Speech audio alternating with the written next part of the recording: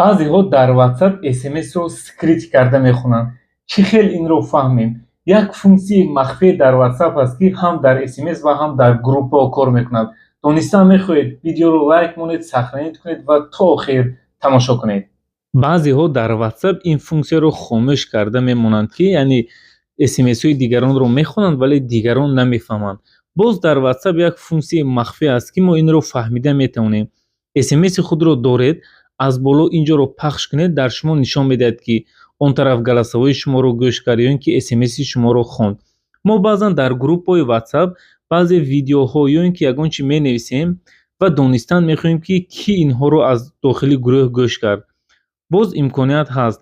ҳамон SMS-и худро дошта истед, аз боло ин функсияро пахш кунед, дар ин ҷо нишон медиҳад, ки кадом аъзоёни гурӯҳ ин SMS-и шуморо диданд. Ки ин функсияро медонист ва ки ин функсияро намедонист? Ҳатман дар комментария нависед.